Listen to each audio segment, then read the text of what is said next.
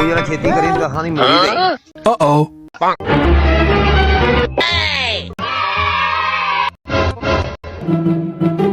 ਛੱਡ ਦਿਓ ਇਹਦੀ ਜਾਨ, ਪਹਿਲਾਂ ਮੂਲੀ ਦਹਾਂ ਦੀ ਦੇ।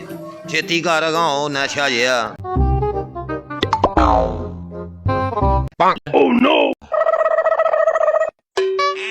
ਓਏ ਕਿਹੜੇ ਤੇਰੇ ਫੁੱਫੀ ਦੇ ਪੁੱਤਰ ਨੇ, ਛੱਡ ਦੇ ਇਹਨਾਂ ਨੂੰ, ਪਹਿਲਾਂ ਦਹਾਂ ਦੀ ਮੂਲੀ ਦੇ। ਉਹ ਛੇਤੀ ਕਰ।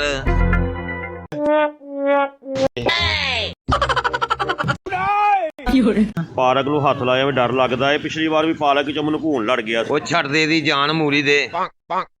ਉਹ ਲੰਗੜਿਆ ਜਿਹਾ ਇੰਨੀਆਂ ਮੂਲੀਆਂ ਕਰਨ ਕੀ ਡਿਆ ਏ? ਉਹ ਭਰਾਵਾ ਘਰ ਆਏ ਹਨ ਮਹਿਮਾਨ। ਅੱਛਾ। ਗੈਸ ਗਈ ਟੁਰ।